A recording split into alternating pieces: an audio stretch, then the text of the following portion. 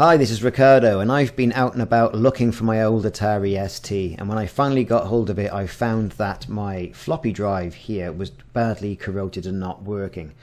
So with the power of the internet I went online and I purchased a replacement from an Atari reseller. This would be a full 1.44 megabyte drive. The Atari ST 520 FM did indeed come with a 720 meg drive. So I've taken the case off. You can see on the case of the drive there's quite a bit of corrosion. I'm removing the cables at the back to replace the floppy drive, noticing that that cable is twisted. The cable on the floppy drive should be upside down. So I've got the replacement drive now, and I'm going to attempt to get that into the case. I mean, who cares if it's got a black front on it? It's only for the side of the machine, and the only person who's going to see it is me. I've got no intention to sell this piece of machinery once I get it working. So by putting in the power connector and then the floppy ribbon connector, and that was a bit of a stretch, to be perfectly honest with you, because it has to be twisted from the motherboard. This is not a stock Atari drive, and pushed in quite firmly. And then when I do seat the drive in the Atari, I've got to line it up as well with the screws at the base. Now I'm connecting the keyboard back in.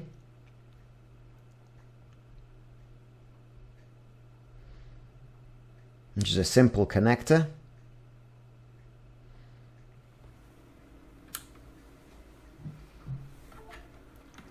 And with a bit of power, everything still works. Amazing. Now, as I mentioned, because the cable has been twisted, I went and got a disc just to make sure that, you know, when I reset the machine, it makes the encouraging clicking sounds and it's reading the disc and it's not making any strange whirring or screeching sounds as the other corroded drive had done. This one seemed to be perfectly okay. So I connected it up to an old PC with a Hub-Hog graphics card in it, which had the ability to put an RF connector into it. So I got the RF cable as well, plugged that into the back of the PC, did a reset,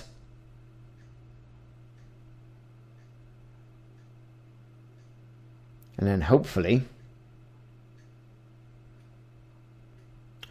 I say, it'll work. And there it is. So the machine's back together. Double click on the floppy drive and it's reading the disc. Absolutely fantastic. Now, that's not to say that the disc isn't going to work when I've got it in there. However, I've got a vast selection of discs.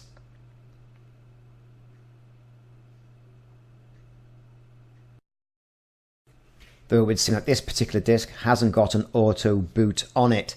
So I will put another one in that has and get that loaded up. One thing I'm going to check now is my ye olde Kempston Competition Pro joystick, which I have removed the base of and just checking all the connections and the leaf connectors inside. These joysticks are rock solid and should last.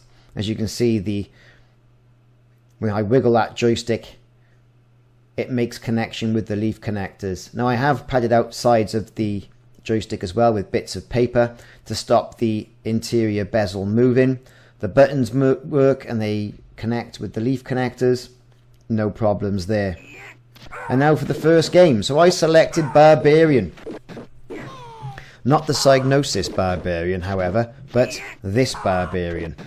And as a result of that, we can see it's all now working. A little bit of work left to do, I think, on the Kempston joystick to make sure that's working, and I'll try a different game just to make sure that it is, or the connectors may need to be cleaned up. But I'll leave you with the graphics of Barbarian. Thanks for watching.